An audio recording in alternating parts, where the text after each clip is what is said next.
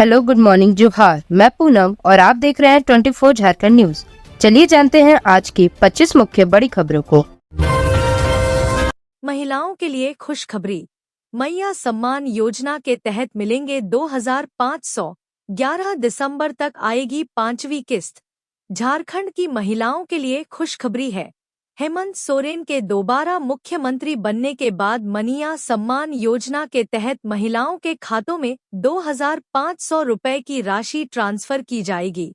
कल्याण विभाग ने 5वीं किस्त जारी करने की तैयारी शुरू कर दी है। 11 दिसंबर को यह राशि महिलाओं के खातों में पहुंचने की उम्मीद है।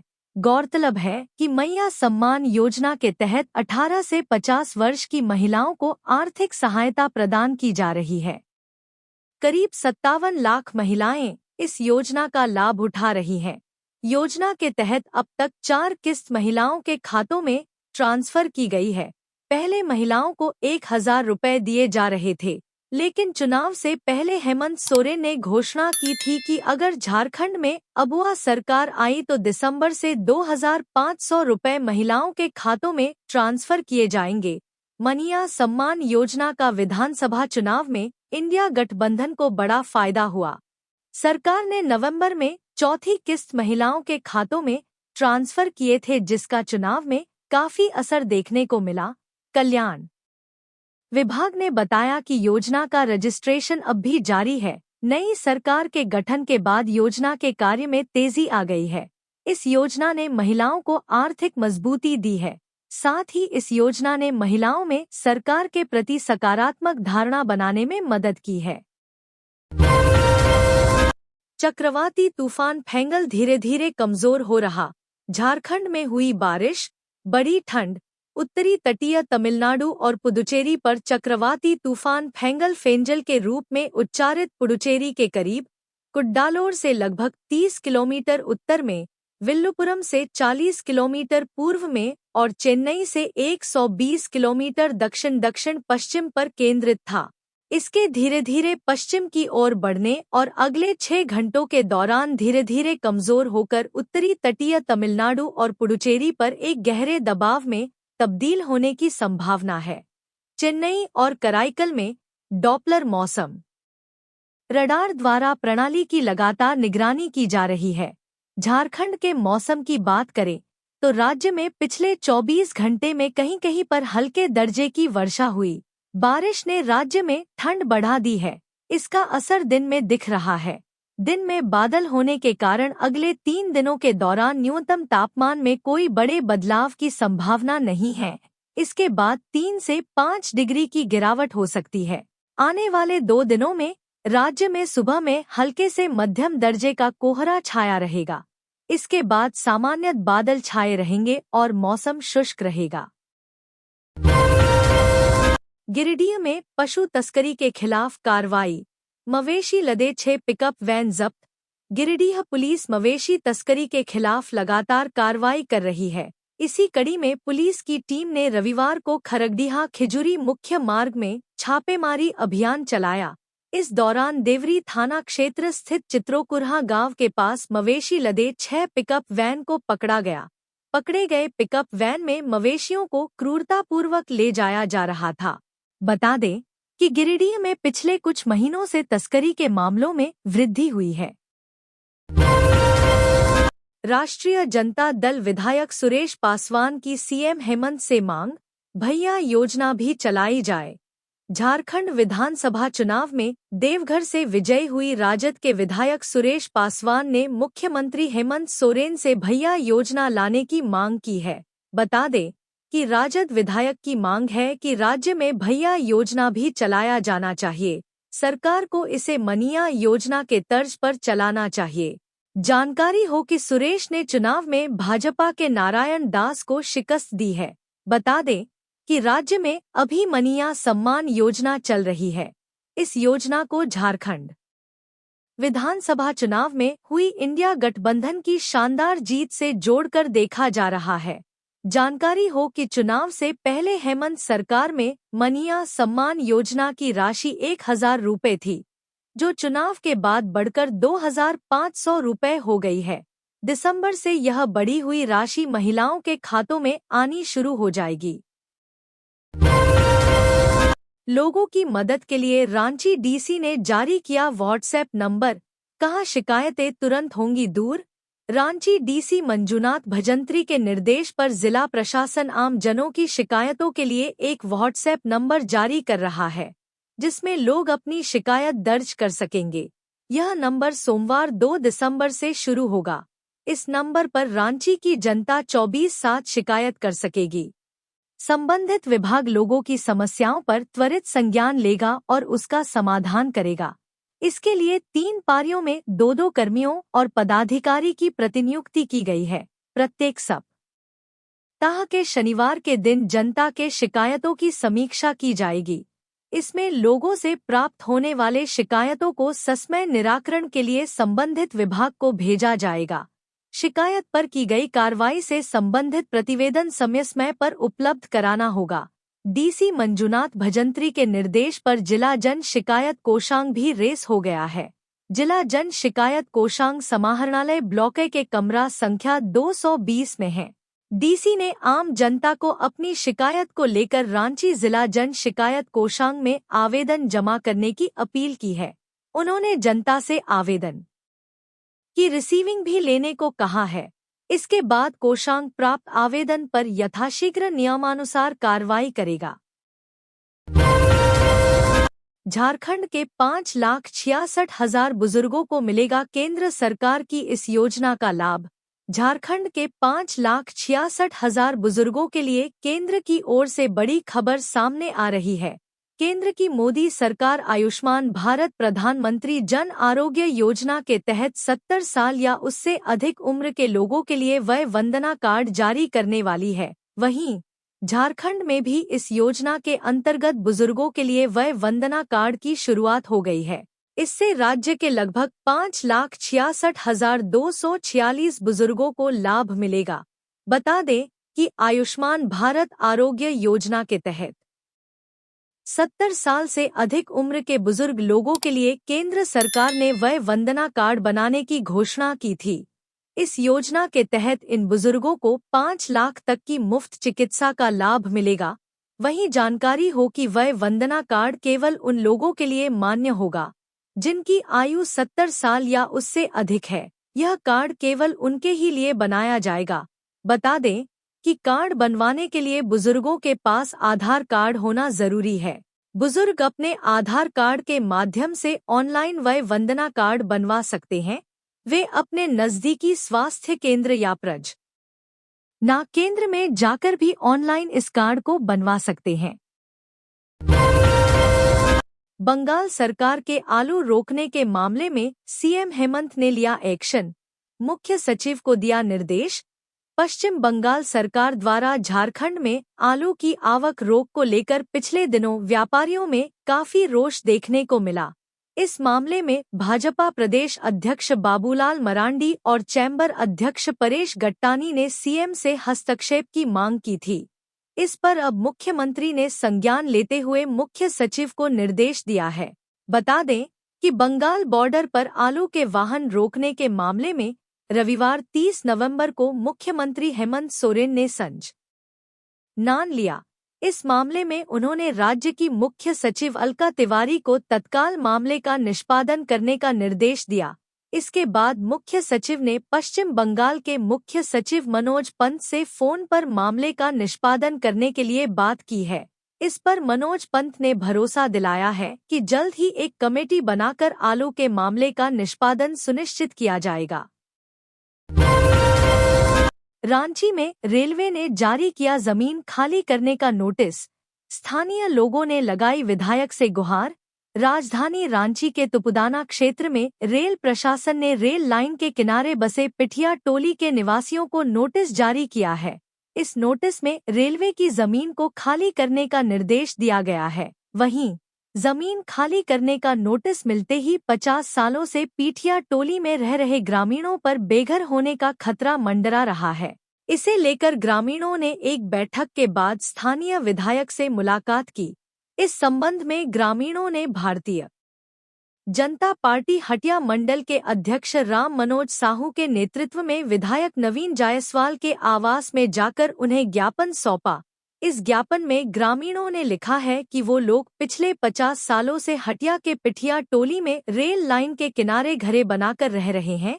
वहीं इस दौरान स्थानीय जनप्रतिनिधियों ने पिठिया टोली के लोगों के लिए इलाके में मूलभूत सुविधा सड़क, बिजली, नाली आदि की व्यवस्था भी की, लेकिन अब रेलवे प्रशासन के द्वारा नोटिस देकर सभी घरों को हटाने का आदेश दिया गया है।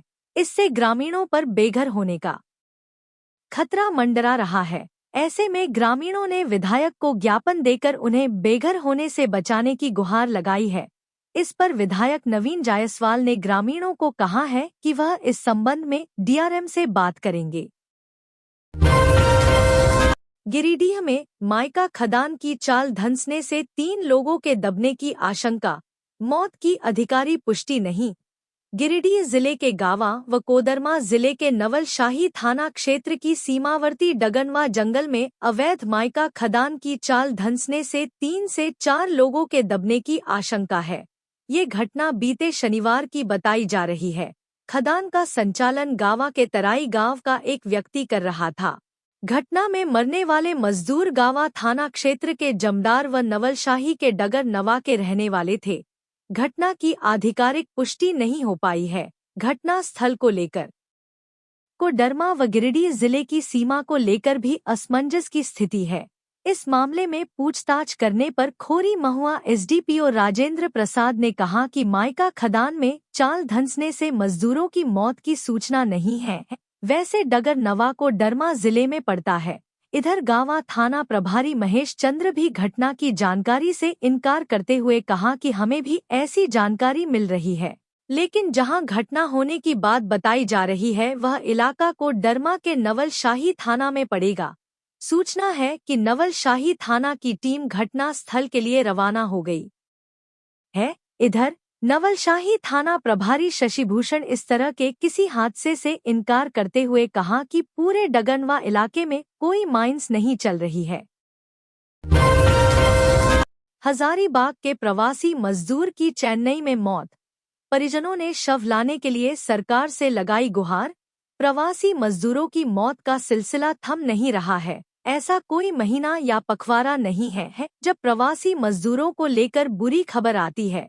एक बार फिर हजारीबाग के विष्णुगढ़ थाना क्षेत्र स्थित जोबार फुसरो गांव के प्रवासी मजदूर सरजू कुमार महतो की मौत की खबर सामने आ रही है। जानकारी के अनुसार सरजू कुमार महतो की रविवार को चेन्नई में मौत हो गई है। सरजू परिवार का एकमात्र कमाऊ सदस्य था और वह वहां electro steel testing Radha Rani enterprises में काम करता था। सरजू कुमार महतो की मौत की खबर से परिजनों सहित पूरे गांव में मातम पसर गया है। आर्थिक स्थिति ठीक नहीं होने के कारण परिजन सरजू महतो का शव लाने में असमर्थ हैं। उन्होंने सरकार से चेन्नई से शव लाने के लिए मदद की गुहार लगाई है। इस कठिन समय में गांव वाले और समाजसेवी परिवार की मदद करने की अपील कर रहे हैं। समाजसेवी सिकंदर अली ने मृतक के परिवार के प्रति संवेदना व्यक्त करते हुए राज्य सरकार से शव लाने और उनको उचित मुआवजा देने की मांग की है। कहा कि रोजगार की तलाश में झारखंड के लोग बाहर जाते हैं, उनकी विभिन्न कारणों से मौत हो जाती है। प्रवासी मजदूरों की मौत की खबरें लगातार सामने आ रही हैं। राज्य सरकार को स्थानीय स्तर पर रोजगार के अवसर प्रदान करने चाहिए ताकि मजदूरों के पलायन और इस तरह हृदय विदारक घटनाएं रोकी जा सके। होटल स्टाफ ने अपने ही मालिक के घर को बनाया निशाना, 50 लाख की रकम उड़ाई। रामगढ़ शहर के शिवाजी रोड स्थित होटल वेव्स में काम करने वाले एक कर्मचारी ने अपने ही होटल मालिक के घर में चोरी की वारदात को अंजाम दिया है। होटल वेव्स के मालिक संजीव चड्डा के अनुसार होटल के स्टाफ सदस्य आकाश धनक ने 28 नवंबर को उनके घर में घुसकर लगभग 50 लाख रुपए की चोरी की। आकाश धनक, जो पिछले 8 साल से होटल में काम कर रहा था, ने होटल बंद होने का फायदा उठाया। होटल मालिक का परिवार एक शादी समारोह में शामिल होने बाहर गया हुआ था। आकाश को होटल स्टाफ से यह जानकारी मिल गई थी कि मालिक और उनका परिवार 4 दिन तक बाहर रहेगा। होटल के पास ही एक शादी समारोह चल रहा था, जिससे वह लोगों की भीड़ भाड़ का फायदा उठाते हुए घर में घुसने में सफल रहा। पुलिस के मुताबिक आकाश ने घर में लगे सीसीटीवी कैमरों को घुमा दिया ताकि उसकी पहचान न हो सके। इसके बाद उसने एक अलमारी तोड़ी, जिसमें लगभग 20 लाख रुपए नगद और सोने, चांदी, हीरे के जेवरात रखे थे। 29 नवंबर को संजीव चड्डा का परिवार घर लौटा तो उन्होंने घर में बिखरा हुआ सामान देखा और अलमारी से नकदी और जेवर गायब पाए। सीसीटीवी फुटेज में चोर की पहचान हो गई, जो आकाश था। बाबूलाल मरांडी ने कहा, सरकार ने ट्रेजरी के 2,812 करोड़ अपनी झोली में डाले, हिसाब मांगने पर साधी चुप्पी। झारखंड के पूर्व मुख्यमंत्री और भाजपा के प्रदेश अध्यक्ष बाबूलाल मरांडी ने राज्य सरकार पर गंभीर आरोप लगाए हैं। उन्होंने सोशल मीडिया प्लेटफॉर्म एक्स पर पोस्ट कर कहा कि हाल ही में ट्रेजरी से 2,812 करोड़ निकाले गए हैं, जिसे सरकार अपनी झोली में डालकर बैठी है। मरांडी ने कहा कि यह पैसा विकास कार्यों में खर्च करने के बजाय सरकारी और उनके मुलाजिमों की तिजोरी में डालने की साजिश चल रही है। आगे कहा कि जब इस राशि का हिसाब मांगा गया तो सरकार ने चुप्पी साध ली।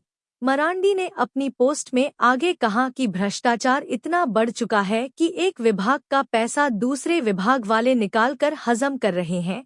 विकास के नाम पर जनता के पैसे का दुरुपयोग हो रहा है। यह विकास की राह में सबसे बड़ी रुकावट है।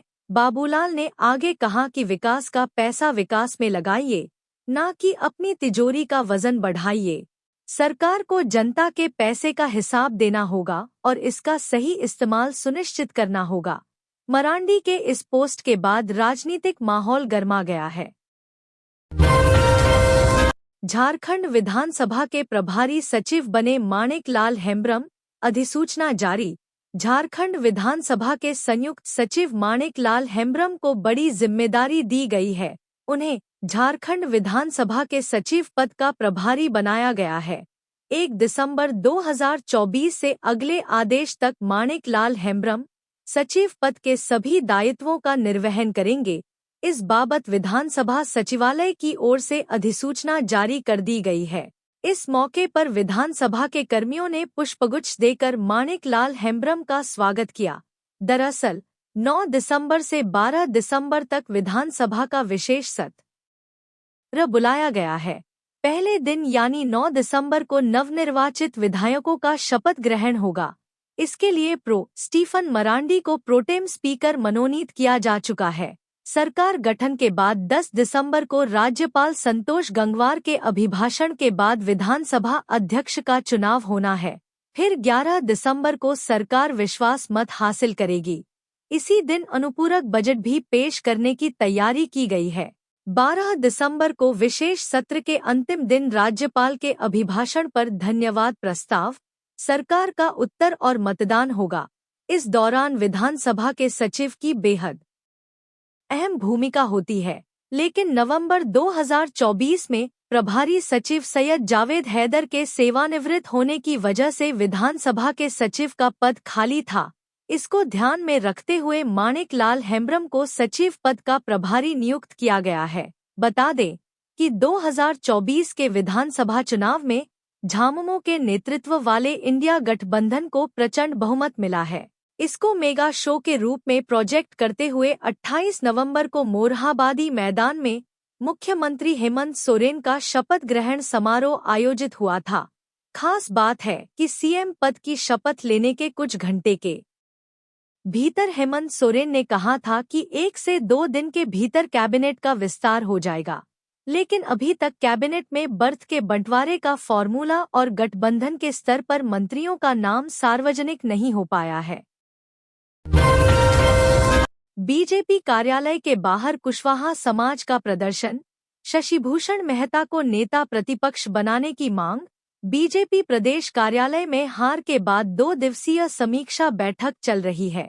इस दौरान बीजेपी प्रदेश कार्यालय के बाहर झारखंड के विभिन्न जिलों से आए कुशवाहा समाज के लोग प्रदर्शन कर रहे हैं।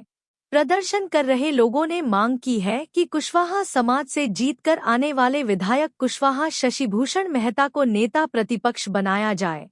पार्टी दफ्तर के बाहर हाथों में बैनर पोस्टर लिए कुशवाहा समुदाय के लोग नारेबाजी कर रहे हैं।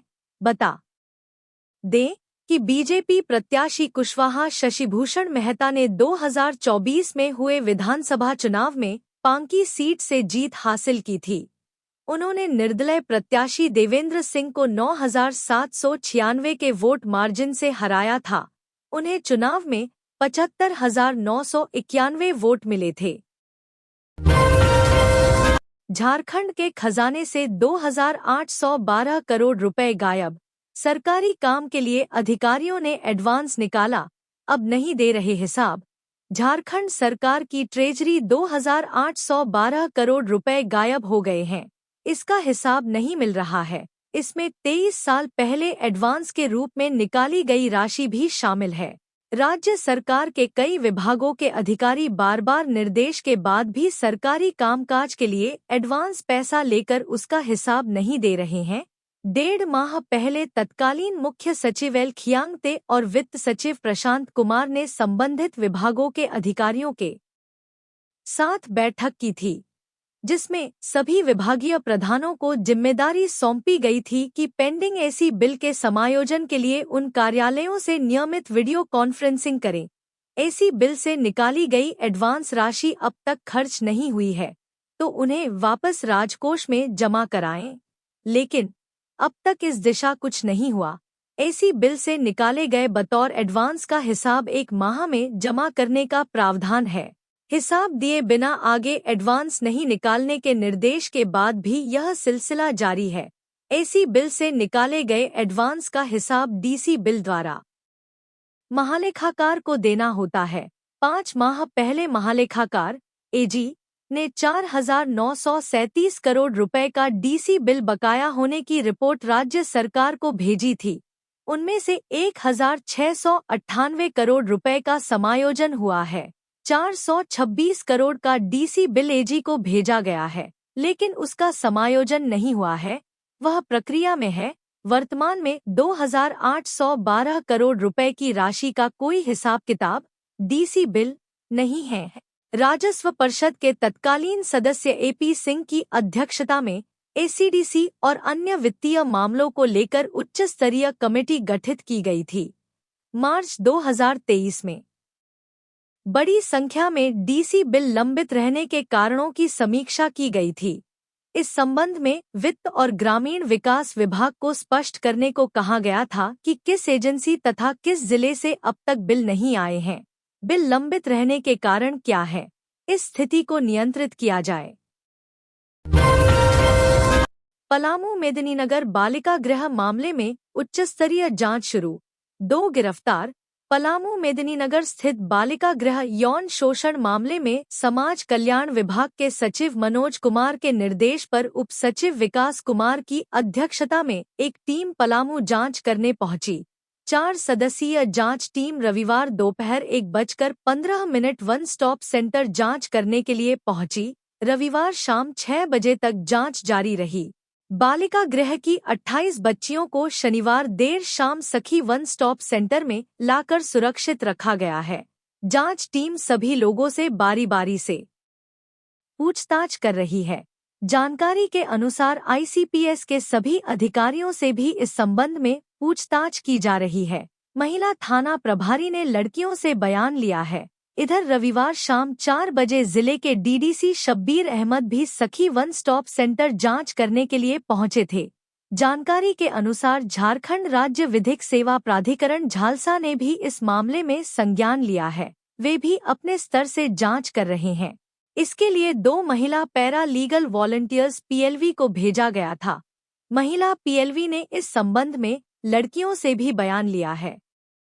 महिला पीएलवी ने अपनी रिपोर्ट डालसा को सौंप दी है। बाल सुधार गृह संचालित करने वाले विकास इंटरनेशनल के राम प्रताप गुप्ता व काउंसलर प्रियंका का मोबाइल पुलिस ने जब्त कर जांच शुरू कर दी है। मोबाइल से इस बात का पता लग सकता है कि उसमें कुछ आपत्तिजनक चीज है अथवा नहीं। इसकी पुलिस गहराई से जांच कर रही है। दोनों को पुलिस ने शनिवार को ही हिरासत में ले लिया था।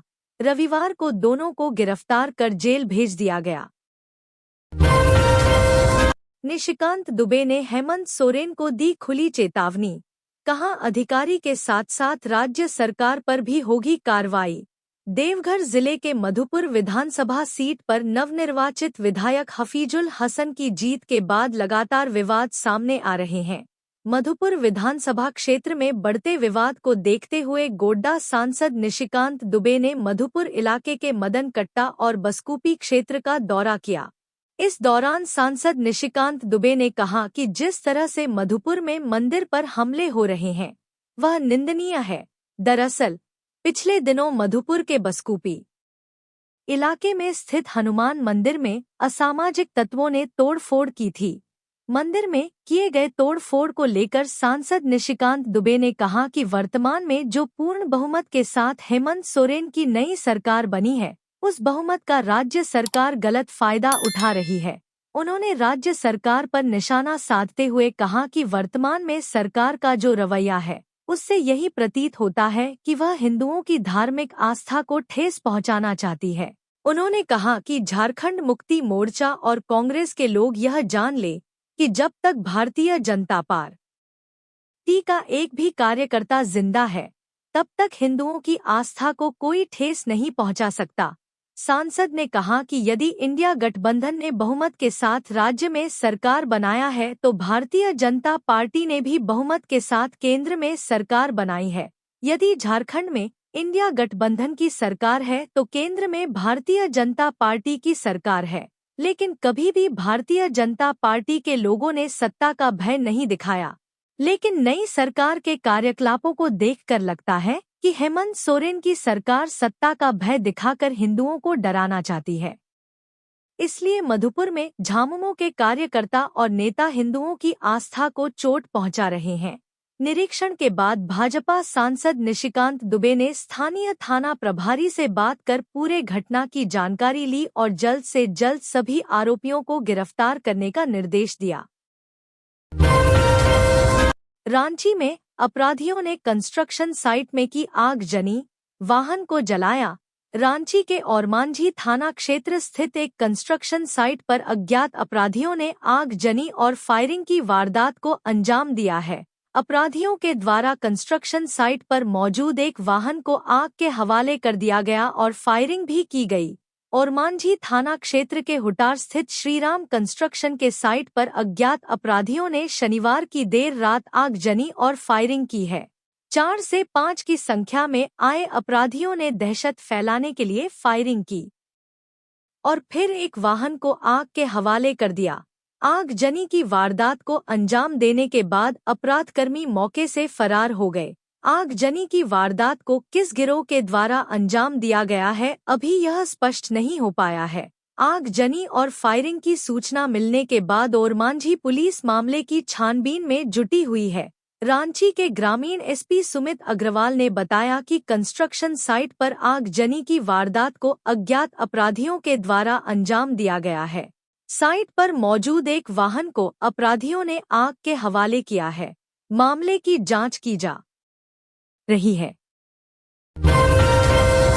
आलू की सप्लाई रोके जाने पर बिफरे भाजपा विधायक, ममता और हेमंत सरकार के खिलाफ कह दी बड़ी बात। पश्चिम बंगाल सरकार द्वारा दूसरे प्रदेशों में आलू भेजने पर लगाई गई रोक का असर झारखंड पर भी पड़ रहा है। इस रोक के बाद झारखंड पश्चिम बंगाल सीमा पर आलू के ट्रकों की लाइन लगी है। साथ ही झारखंड में आलू के दाम में बढ़ोतरी हुई है। वहीं मामले में मुख्यमंत्री हेमंत सोरेन ने राज्य की मुख्य सचिव अलका तिवारी को इस समस्या का समाधान निकालने का निर्देश दिया है। दूसरी ओर भारतीय जनता पार्टी के वरिष्ठ नेता और पूर्व मंत्री सीपी सिंह ने सरकार से इस पर जवाब मांगा है। उन्होंने सवालिया लहजे में कहा कि ऐसा क्या हो गया कि जिस ममता बनर्जी का शपथ ग्रहण के दौरान इंडिया ब्लॉक के नेताओं ने खुले दिल से स्वागत किया। शपथ ग्रहण समारोह से लौटते ही ममता बनर्जी ने अपने प्रदेश से आलू के निर्यात पर झारखंड सहित दूसरे राज्यों पर रोक लगा दी। पूर्व स्पीकर और पूर्व मंत्री रह चुके भाजपा विधायक सीपी सिंह ने कहा कि यह तो यहाँ की इंडिया गठबंधन वाली सरकार को समझना चाहिए, जो ममता बनर्जी के साथ आगे पीछे फिरते हैं। उन्होंने कहा कि ममता बनर्जी किसी की नहीं है। ममता बनर्जी ने यह समझना चाहिए कि अगर झारखंड अपना कोयला बाहर जाने से रोक दे या खनिज संपदा बाहर जाने से रोक दे तब क्या होगा। पश्चिम बंगाल बॉर्डर पर आलू के वाहनों को रोकने के मामले पर मुख्यमंत्री हेमंत सोरेन ने संज्ञान लिया है और राज्य की मुख्य सचिव अलका तिवारी से तत्काल मामले का निष्पादन करने का निर्देश दिया है, जिसके बाद मुख्य सचिव अलका तिवारी ने पश्चिम बंगाल के मुख्य सचिव मनोज पंत से फोन पर पूरे मामले पर बात की है और इस समस्या का समाधान निकालने पर बात की है।